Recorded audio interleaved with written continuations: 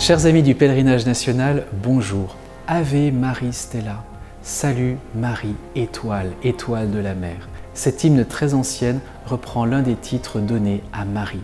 Nous allons le méditer à présent pour nous préparer à ce pèlerinage. En effet, ce chant, cet hymne, sera l'un des fils conducteurs de notre 152e pèlerinage national.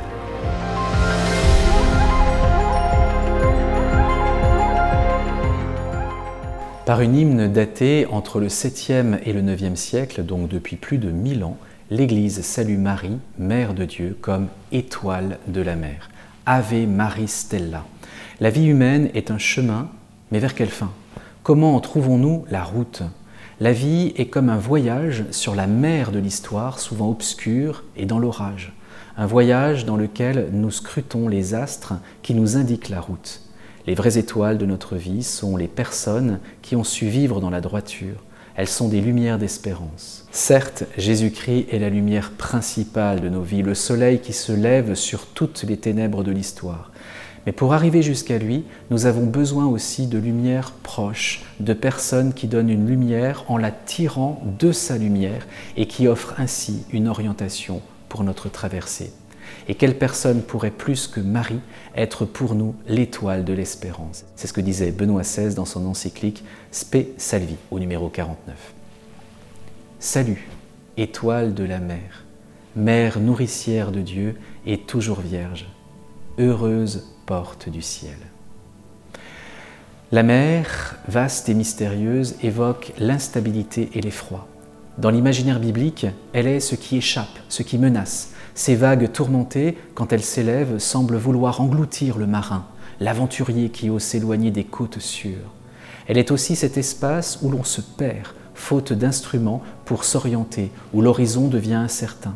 Mais une lumière veille dans l'obscurité, l'étoile qui guide le navigateur. Dans le silence des nuits marines, elle devient repère, espérance, direction. Elle oriente toujours vers son Fils, le Christ, comme une boussole céleste fidèle et bienveillante. L'étoile de la mer, ce titre qu'on lui donne, nous rappelle son rôle maternel, son soin attentif pour le Seigneur. Parce qu'elle l'a porté, protégé, aimé, elle le connaît mieux que quiconque. Aujourd'hui encore, elle veille et nous invite à lever les yeux, à tourner notre regard vers celui qui est le chemin. Toi qui es parfois perdu dans les méandres de tes rêves, de tes égarements ou de tes doutes, entends cet appel, regarde l'étoile, regarde Marie. Elle est là, douce et lumineuse, pour te montrer la route. Elle t'accompagne vers le port sûr, là où ton cœur trouve enfin repos, le Seigneur Dieu.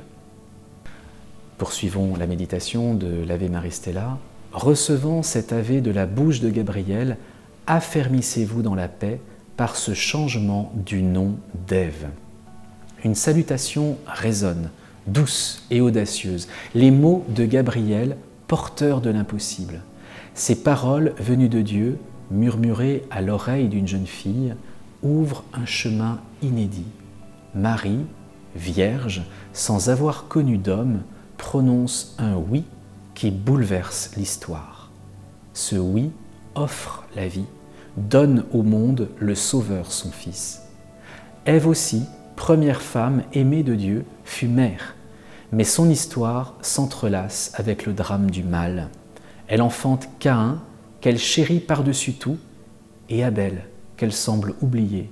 Ce nom, Abel, en hébreu, signifie en effet « buée », c'est-à-dire rien du tout, un nom qui porte en lui l'ombre du désamour. Abel, le fragile, le peu considéré, est sacrifié à la violence du frère préféré. Quelle différence avec Marie, nouvelle Ève, mère elle aussi, mais d'une toute autre manière. Elle n'accapare pas son fils, elle ne le retient pas, elle l'aime dans toute sa fragilité. Là où Ève semblait s'égarer dans des préférences, Marie demeure libre, aimante, confiante. Marie donne naissance dans la pureté du don, sans appropriation, sans calcul. Et cela change tout. Elle devient mère, non par possession, mais par offrande. Elle est autre qu'Ève. Son nom d'ailleurs murmure un secret en français. Marie est l'anagramme d'aimer. Ainsi Marie ouvre un chemin nouveau celui d'un amour qui se donne sans détour, d'une maternité qui libère, d'un oui qui éclaire. Regarde-la, elle t'enseigne que l'amour véritable transforme tout. La suite de l'Ave Maris Stella: rompez les liens des pécheurs, rendez la lumière aux aveugles, éloignez de nous les maux, obtenez-nous tous les biens. Voici Marie, celle que l'on prie dans nos combats. Elle, refuge et soutien, nous aide à résister au mal qui nous entoure, ce mal dont nous sommes parfois victimes, mais trop souvent complices. Par son intercession, que soient brisées les chaînes qui nous entravent, ces liens qui nous empêchent d'être vraiment libres. Que la lumière jaillisse dans nos vies, éclaire nos chemins et illumine nos choix. Que cette lumière divine rende nos décisions bonnes et justes, qu'elle chasse l'ombre de nos doutes et de nos faiblesses. Ainsi, comme l'aveugle qui recouvre la vue, nous deviendrons signes vivants de l'action de Dieu dans le monde. Avec les boiteux, les sourds et les muets, ceux que Jésus a relevés et guéris, nous serons témoins de sa présence. Grâce à Marie, qui ne cesse de nous montrer son Fils, nous marcherons vers celui qui nous attend. Elle nous conduit patiemment, tendrement, vers ce moment où, enfin, nous verrons Dieu, nous l'entendrons, nous le toucherons du cœur. Et alors, allégés de nos fardeaux, nous avancerons d'un pas léger, habités par la joie d'être avec lui. Voilà le rêve de Dieu, une humanité libérée, illuminée, réconciliée. Voilà le bien qu'il désire pour chacun de nous. Et voici Marie, étoile fidèle, qui nous montre sans cesse ce chemin d'espérance et de vie. Le couplet suivant de l'Ave Maris Stella dit ceci: montrez-vous notre Mère, qu'il accueille par vous nos prières, celui qui, pour nous, voulut être votre Fils.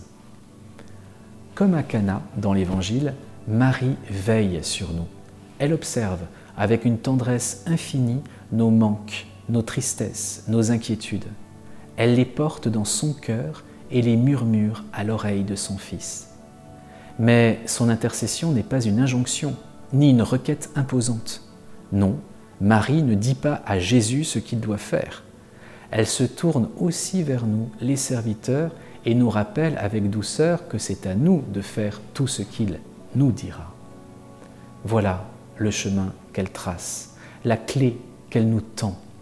Elle nous invite à écouter, à nous ouvrir à la parole, à agir selon le désir de Dieu. Dans ce rappel, Marie nous montre notre juste place, celle de serviteur à son image. Elle est la servante par excellence du Seigneur. C'est dans cette posture humble et confiante que l'amour de Dieu nous rejoint pleinement. Servir, comme Marie, c'est laisser cet amour agir à travers nous, se déployer dans nos vies. Ainsi, Marie intercède pour l'humanité en reliant la terre et le ciel. Elle parle à Dieu pour nous et nous enseigne à nous tenir devant lui avec foi et écoute. Par son exemple, elle nous révèle que dans le service se trouve le secret de l'amour, cet amour qui transforme tout, comble nos manques et apaise nos craintes. Avec Marie, entrons dans le service, chers hospitaliers, là où l'amour de Dieu devient palpable. La suite de l'Ave Maris Stella dit ceci: Vierge sans égale, douce entre toutes, délivrée de nos fautes, rendez-nous doux et chastes. La virginité de Marie n'est pas un rejet de la condition humaine ni un mépris de la sexualité. Elle n'amoindrit pas la beauté de la maternité, ni les vocations des femmes à donner la vie. Dès la Genèse, en effet, l'ordre de Dieu est clair: croissez et multipliez-vous.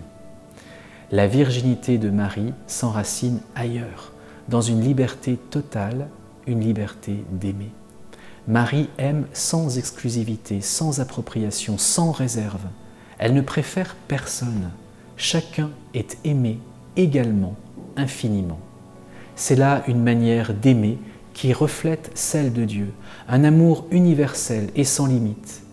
Marie aime comme Dieu lui a appris à aimer, avec une liberté parfaite, une ouverture sans retenue. C'est ce même amour qui donne sens à la chasteté, telle que la foi nous l'enseigne. La chasteté n'est pas la continence. Elle est avant tout un appel à laisser l'autre libre, à ne pas l'accaparer, à ne pas le réduire à une possession. Aimer chastement, c'est permettre à l'autre d'exister pleinement, même loin de nous, même autrement.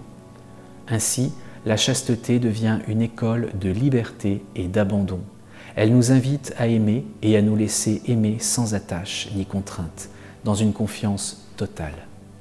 Marie incarne cet amour libre, cet amour vrai, qui n'entrave jamais, mais élève toujours. L'Ave Maris Stella se poursuit ainsi par ce verset.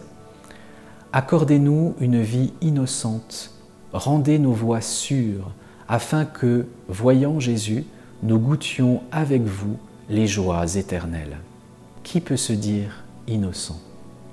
Qui n'a jamais senti ou ressenti la morsure de la jalousie, la brûlure de la colère, l'ombre de la haine? Qui n'a jamais menti, volé, jugé? Pas moi en tout cas. Pourtant, au cœur de nos faiblesses, une prière s'élève, celle de l'innocence à retrouver. Revenir à Dieu, se convertir à son amour, prendre le chemin du retour. Voilà l'espérance qui console et qui apaise. C'est la route qui traverse les tempêtes quand les flots de notre âme se déchaînent. Et dans cette nuit tourmentée, une étoile brille. Marie, guide fidèle. L'étoile, douce, discrète, n'éclaire que la nuit. Elle déchire les ténèbres pour nous murmurer que la lumière existe, même au cœur des obscurités les plus profondes. Cette lumière que Marie nous désigne, ce n'est autre que le Seigneur lui-même. Il est là, source de paix et de salut pour ceux qui osent lever les yeux vers lui. Marie, depuis toujours, a une mission inlassable, donner son Fils au monde. Elle le présente à tous ceux, à toutes celles qui, comme nous, ont besoin d'un sauveur. À nous, menteurs, jaloux, colériques, haineux, à nous qui jugeons plus que de raison, elle nous rappelle que la lumière du Christ n'est pas réservée aux parfaits, mais offerte à ceux qui, dans leurs ténèbres, cherchent encore une étoile. Et ainsi s'achève l'Ave Maris Stella. Louange à Dieu le Père, gloire au Christ Roi et à l'Esprit Saint, honneur égal aux trois. Tout converge vers une seule vérité, une seule lumière, la louange. Cette gratitude qui jaillit du cœur, cette joie profonde qui s'épanouit en connaissant Dieu, Père, Fils et Saint-Esprit. La louange, c'est l'écho de la rencontre avec celui qui est tout amour. C'est s'émerveiller devant sa tendresse, goûter à sa présence et se laisser remplir de sa paix. La joie parfaite ne se trouve pas dans les richesses ou les succès, mais dans cette connaissance intime de Dieu qui nous transforme et nous élève.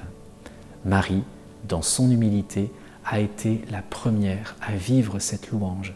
Son âme exulte en Dieu son Sauveur et son Magnificat devient la réponse d'une humanité réconciliée, pleinement aimée. Ainsi, nous aussi, nous sommes invités à cette joie parfaite, découvrir et reconnaître Dieu dans sa plénitude comme Père qui nous accueille, comme Fils qui nous sauve et comme Esprit qui nous guide et nous sanctifie. À très bientôt.